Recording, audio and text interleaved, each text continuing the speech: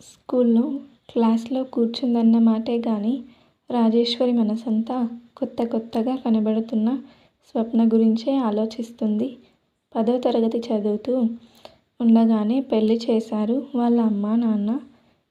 పెళ్ళప్పుడు 10 రోజులు స్కూల్కే రాలేదు. ఈవేళ స్కూల్కి వచ్చింది.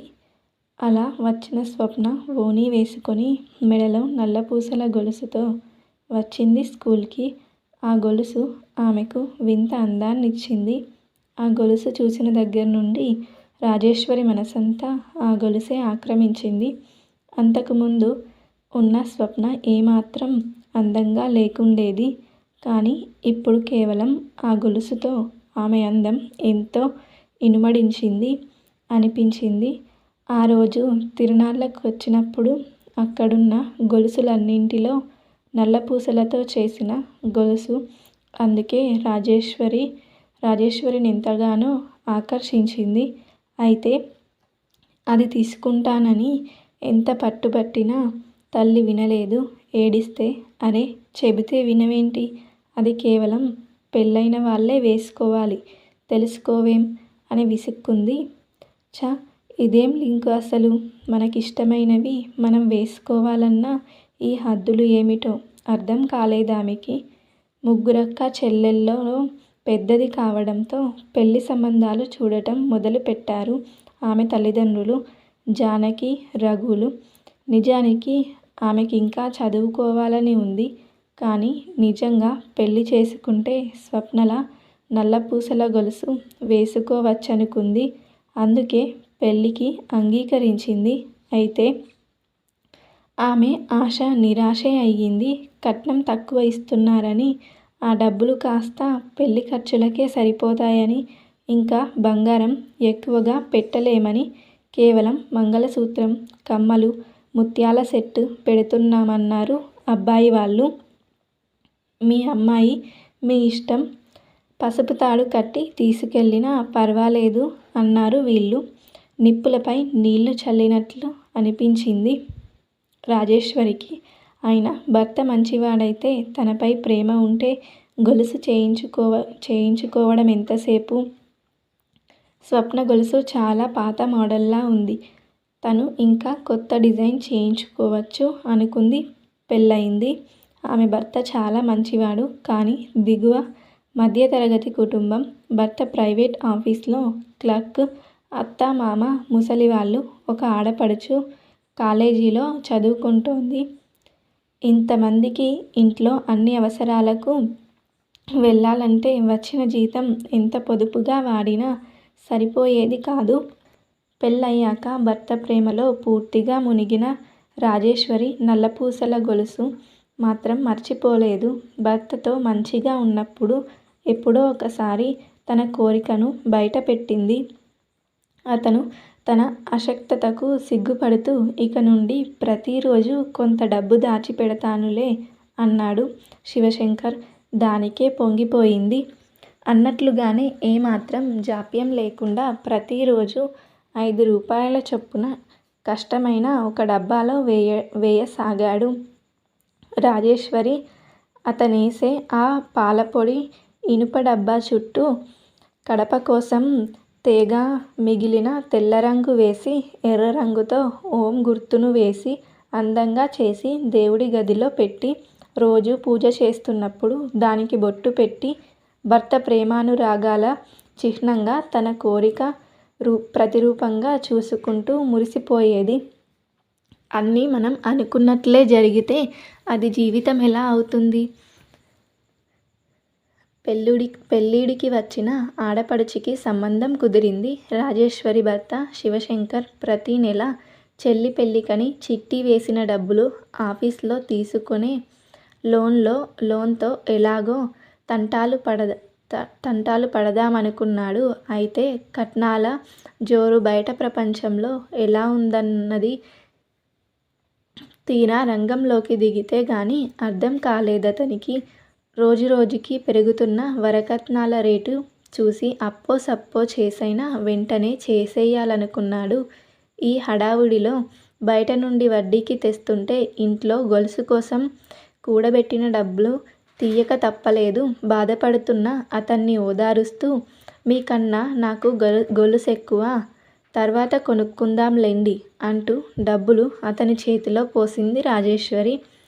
ఆ తర్వాత రాజేశ్వరి గర్భవతి అయిన మొదటి కాన్పు తల్లిగారే భరిస్తారు కాబట్టి మరి మూలిగే కుక్కపై తాటిపండు పడకుండా అయ్యింది. ఆ తర్వాత తెచ్చిన అప్పుకు వడ్డీ, అసలు కట్టడానికే దివారాత్రాలు శ్రమించారు. ఇద్దరి శ్రమ ఫలించి అప్పు తీరిన రోజు వారి ఆనందానికి అవధులు లేవు.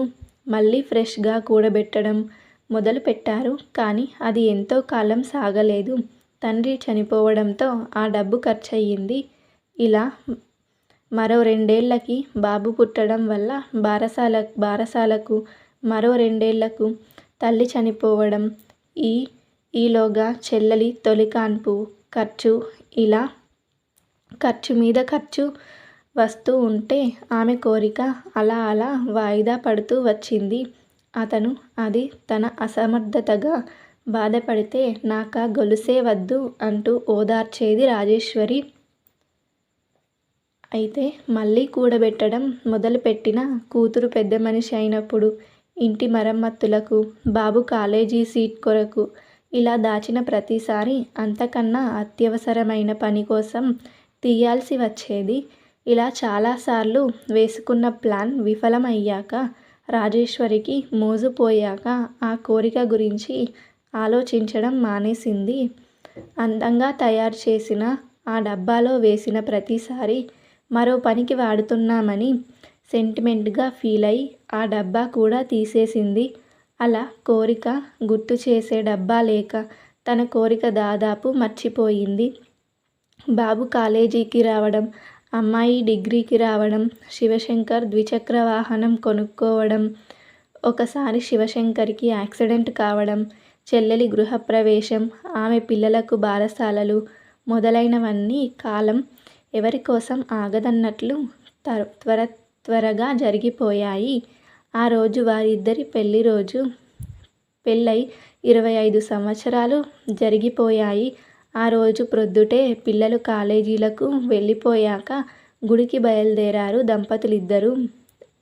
ఎప్పటిలా గుడిబాట పట్టకుండా మరో దారిలో బండిని తీసుకువెళ్తుంటే, ఇటువైపేంటండి అని అడిగింది ఆశ్చర్యంగా. చెబుతాగా అంటూ బండిని సన్నని సందులోనికి పోనిచ్చాడు శివశంకర్. పెళ్లి రోజుని సినిమాకేమైనా టికెట్లు బుక్ చేశాడా? హోటల్కి తీసుకెళ్తున్నాడా? ఇలా రకరకాల ఆలోచనలతో సతమతమయ్యిందామె.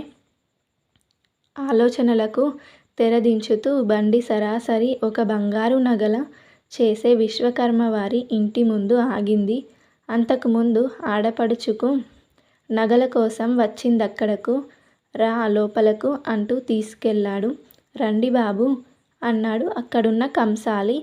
రాజేశ్వరి ఊహకేమీ అందడం లేదు. ఆమె ఊహించడానికి ఒకటే ఉంది, అది నల్లపూసల గొలుసు. కానీ తనకు తెలియకుండా అంత డబ్బు. ఆమె ఆలోచనల్లో ఉండగానే రాజీ ఎలా ఉందో చూడు. భర్త చేతిలో నల్లపూసలతో చేసిన బంగారు గొలుసు మెరుస్తూ కాంతులీనుతుంది. ఎక్కడిది? ఎలా? డబ్బులెక్కడివి? ఒక్క మాట చెప్పలేదు ఆశ్చర్యానందాలతో అడిగింది. మన పెళ్లి రోజున సర్ప్రైజ్ చేద్దామనుకున్నాను. ఆఫీస్లో కంపెనీ స్వర్ణోత్సవం సందర్భంగా అందరికీ తులం బంగారం కానుకగా ఇచ్చారు. నిజానికి మా ప్రొప్రైటర్ అందరికీ బ్రాస్లెట్స్ చేయిస్తున్నాడు. కానీ నేను నీకు తెలియకుండా నువ్వు ఆ రోజు చెల్లితో వచ్చినప్పుడు ఈ డిజైన్ను నచ్చడం చూసి అదే ఈరోజు పెళ్లిరోజు కానుకగా ఇవ్వాలనుకున్నాను. ఎన్నో సంవత్సరాల కోరిక కదా, వేసుకొని చూడు అన్నాడు.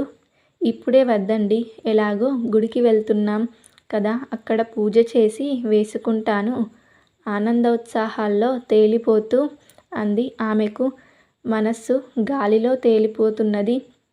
ఇద్దరూ కలిసి గుడికెళ్ళి కుంకుమ పూజ చేయించారు. అక్కడే ఆ గొలుసు ఆమె మెడలో వేశాడు శివశంకర్.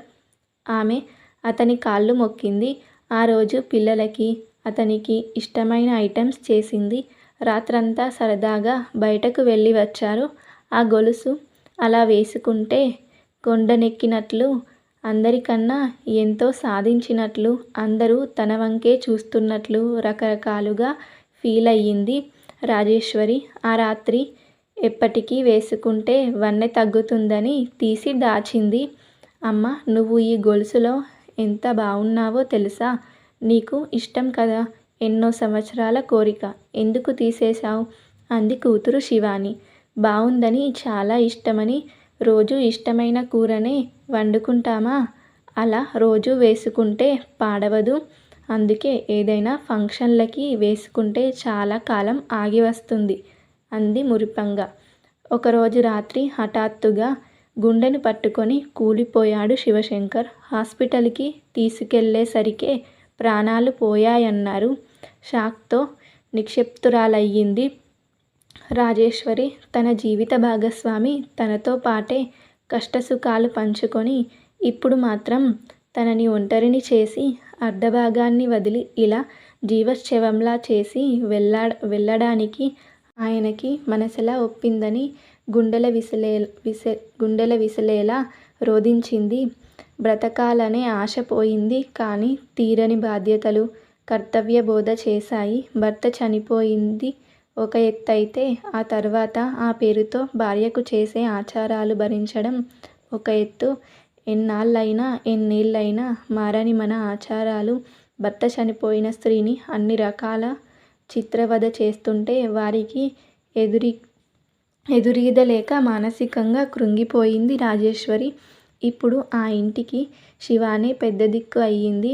ఆమెకి తల్లిని చూస్తుంటే దుఃఖం తన్నుకొస్తోంది. ఎప్పుడైనా చేతినిండా గాజులతో, నుదుట ఎర్రటి సింధూరంతో ఉండే అమ్మను ఇప్పటి అవతారంలో చూసి తట్టుకోలేకపోతోంది. ఇప్పుడు 10వ రోజు అమ్మమ్మగారు పెట్టే వెండి కడియాలతో అమ్మ చేతిని చూడాలంటే ఇబ్బందిగా అనిపించింది. కనీసం బంగారు గాజులు తెచ్చే స్తోమత వారికి లేదు. అందుకే అమ్మ బంగారంతోనే ఆమెకు గాజులు చేయించాలనుకుంది. అప్పుడు చూసింది నల్లపూసల గొలుసును. పెద్దలను సంప్రదిస్తే ఆ గొలుసు ఇక తల్లి వేసుకోకూడదన్నారు. కనీసం అమ్మడానికి వీల్లేదట. ఆ గొలుసును చూస్తుంటే ఆమెకు ఏడుపు ఆగలేదు. అమ్మ ఎంత ఇష్టంగా, కోరికగా, ఎన్నో సంవత్సరాల నిరీక్షణ తర్వాత వేసుకున్న గొలుసు.